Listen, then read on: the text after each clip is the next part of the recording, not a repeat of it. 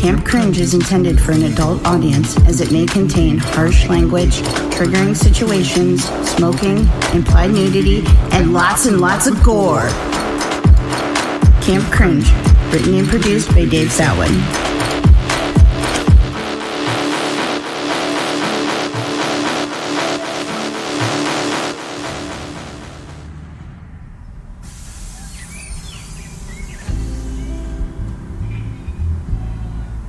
The school bus arrives at Camp Suwiki-wiki for its annual summer camp, delivering both the counselors and the children. I'll take it from here. I can do it. Are you sure? Do I look like I'm joking? Jeez! You're no longer needed. You can die! Die! Die!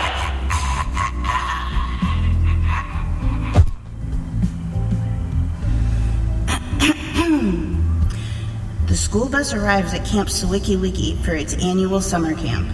The children and their filthy counselors spill out of the side of the bus and pollute the ground with their whore shoes. They look over in the direction of the woman who is narrating the shit out of them and begin to question why there's a late middle-aged woman in a blue sweater and mom jeans. Mom jeans? They're just high-waisted. Mumbling and grinning at them with cruelty and... OMG. Who is that late middle-aged woman over there grinning at us and mumbling with her blue sweater and mom jeans? She's so fashionably 20 years ago. Gross. I don't know. Maybe she's a caretaker or a cook or something. Whatever.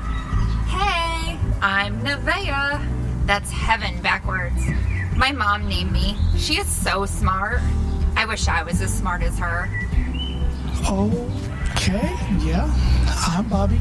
Nice to meet you, Heaven. What? Why do you need those two canes to walk? Gross. Are you special needs?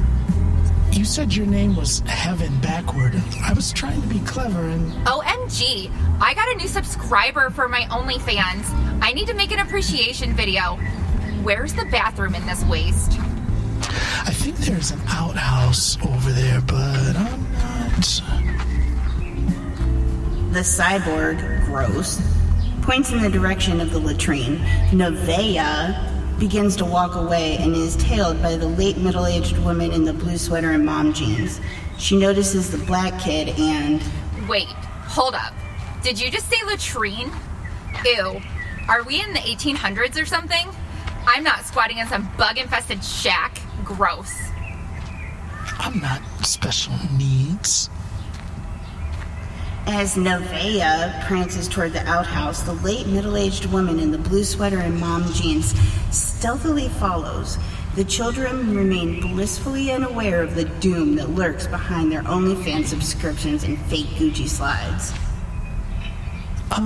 Does anyone else see that creepy lady following Nevaeh? Or is it just me? Dude, it's camp. There's always some weirdo. Just roll with that. Meanwhile, the late middle-aged woman picks up the pace, her eyes locked on Nevaeh's retreating figure.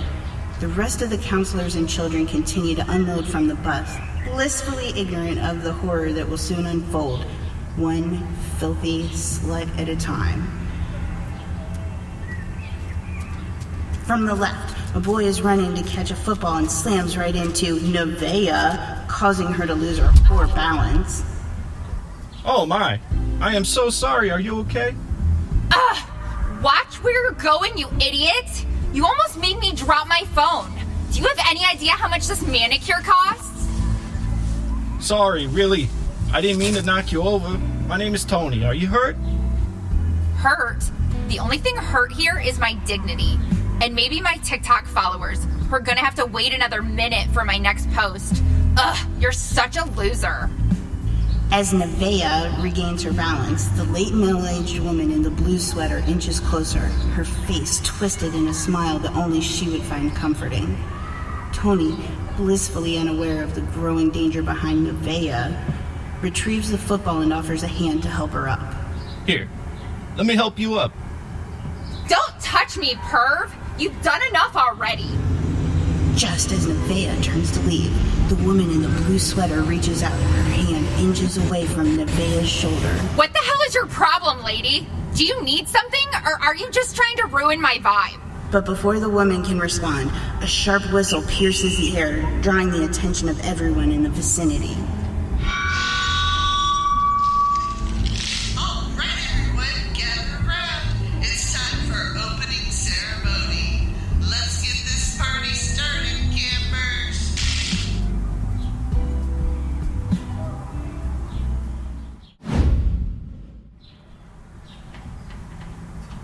The woman in the blue sweater freezes, her plan foiled for now, but her sinister intentions are far from forgotten. She slips back into the shadows, her eyes never leaving Nevaeh, as she joins the other campers, still fuming from the collision. The game has just begun. The campers reluctantly gather around the camp director, the tension broken only by the ridiculousness of the situation. Mrs. Murphy, ever the embodiment of chaos in a blue sweater and mom jeans, lurks nearby, grinning like she's just been cast in her own horror movie.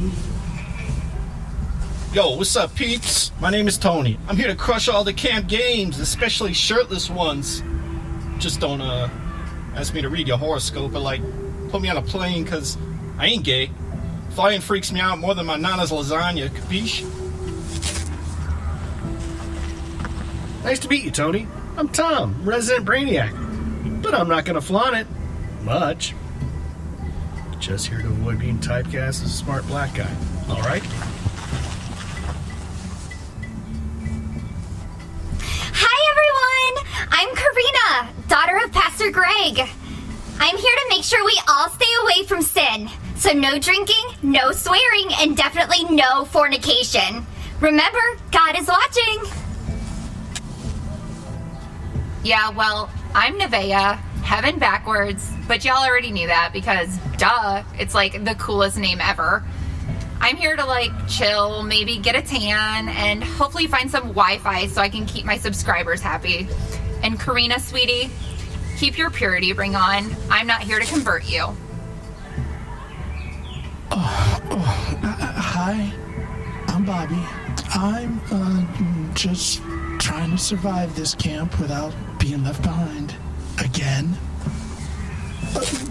But I'm pretty good at spotting trouble. So if anyone needs a heads up before we're all killed by mosquitoes or something, I'm your guy. All right, campers. Enough of the intros. Let's get this camp started. And who better to kick things off than our very own Queen of Nightmares, Mrs. Murphy. Welcome, little brats. You've all been sent here to suffer, enjoy Camp Suwiki-wiki. We've got activities planned that'll test your courage, your will to live, and maybe your bladder control. And don't worry, I'll be keeping a close eye on all of you. Very close. The campers exchanged looks of disbelief, some stifling laughs, others nervously chuckling, realizing they've just stepped into the weirdest camp of their lives. Dude, is she for real? Or is this some kind of messed up prank? Why did she get that glassy look in her eye? Mama nonsense, it's seemingly known. Real as the books I read. Welcome to Camp Cringe, man. We're so screwed. As Mrs. Murphy continues her deranged monologue, the campers start to wonder if maybe getting left behind on the bus wouldn't have been such a bad thing after all. The campers are still reeling from Mrs. Murphy's bizarre welcome when the extras, each an oddball in their own right, step forward to introduce themselves, one by one, with varying levels of enthusiasm and confusion. Hi everyone, I'm Extra One. I'm here to have the best summer ever. Catch some sun and maybe fly in a hot air balloon. Wait, why is everyone looking at me like that? Did I say something weird? Well, I'm Extra 2, and I'm ready to make some s'mores, tell spooky stories, and, definitely not go anywhere near fire. Seriously, fire and I don't mix, at all. Extra 3. Not sure what's going on, but I'm just here for the camp food. Heard they have good burgers.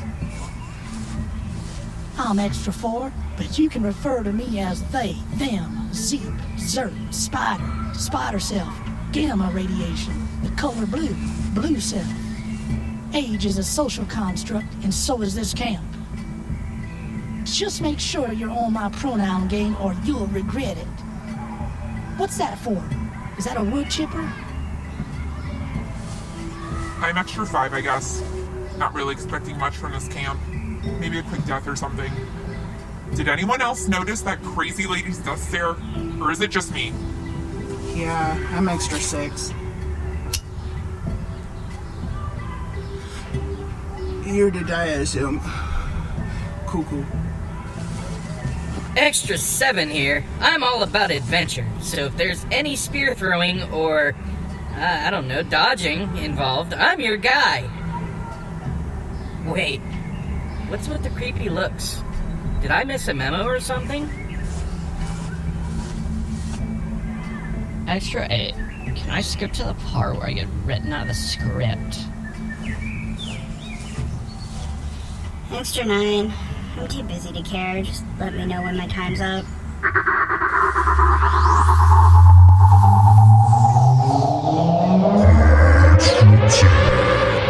Let's just get this over with. Extra 11. I have a bad feeling about this. Like, really bad. Extra 12. Yeah, same. Real bad. I have the strangest feeling that we just foreshadowed. Dude, how old are you? Are you even supposed to be here? I don't know, dude. I was just walking by and I saw some people here and I just figured I'd come check it out. Excellent. You're all exactly where you need to be for now. Let the games begin. Fine then. I'll just see myself out. With introductions complete and the absurdity of the situation sinking in, the campers brace themselves for what promises to be the most chaotic, cringe-inducing, and utterly ridiculous summer camp experience of their lives.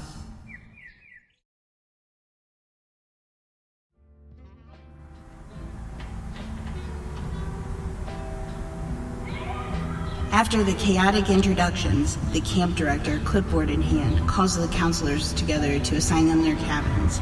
The sun is starting to set, casting long, eerie shadows across Camp Suwiki-wiki. Mrs. Murphy stands nearby, her smile as unsettling as ever. All right, listen up, you little delinquents. It's time to find out where you'll be sleeping, assuming you make it through the night, that is. The campers glance at each other, half worried, half amused. The extras seem particularly nervous, given their doomed fates. Nevaeh and Karina, you're in cabin 1. Wait, what? I have to share a cabin with little Miss Bible Thumper over there? This is like a direct assault on my vibe. Oh, Nevaeh, this will be such a great opportunity for you to reflect and maybe find some inner peace. And avoid eternal damnation. This is gonna be torture. Can we at least split the cabin 50-50? Like, you take the corner where the spiders live, and I'll take the spot with the best selfie lighting. Sure, Nevaeh. I'll take the corner, close to nature and all its wonders. It's where God intended us to be. Yeah, it's where I intended you to stay. Far, far away from me. The camp director smirks and moves on to the next assignment. Tony and Tom, you're in cabin 2. Oh, yeah, bro. Cabin buddies. We're gonna rule this place. I'm down. As long as we keep the fire stuff to a minimum. Don't want to risk burning the place down before we even get started. Yeah, let's make sure there's plenty of room for my workout gear. Gotta keep these guns in top shape. Sure thing, Tony. Just don't flex too hard. You might rip that shirt clean off, slip in some baby oil, get all greased up, somehow hit the perfect beam of moonlight and glow. We definitely don't need any camp horror stories. The camp director's eyes flick to the cyborg, gross, standing a little off to the side, leaning on his crutches. Bobby, you're in the handicap cabin. The handicap cabin? Is that a real thing? Oh, absolutely. It's got everything you need. Ramps, handrails, and, extra spider webs for ambiance. Plus, it's the furthest from the main area, so you'll have plenty of alone time, you know, to reflect on life. Oh, alone time. Great. Just what I wanted. Well, at least I won't have to listen to Nevaeh's non-stop Instagram updates. You say that like it's a good thing, Bobby. You're just jealous of my influencer status. Maybe you can vlog about your handicapped cabin experience. Might get you a sympathy follower, too. Yeah, I'll call it Crutches and Creepy Crawlies. My summer at Camp Pity. Makes you feel any better, Bobby. Come check on you. Just, not at night. Or during spider season. Hey, look at the bright side. No one's gonna steal your spot in the shower line. You'll be first every time. Gee, thanks, guys. I feel so much better now. The camp director, clearly enjoying the discomfort of the campers, slams the clipboard shut.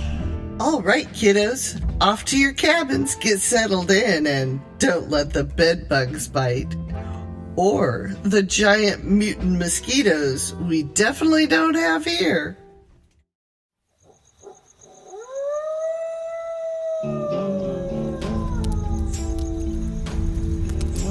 The night is dark and quiet at Camp Suwiki-wiki, with the only light coming from the campfire.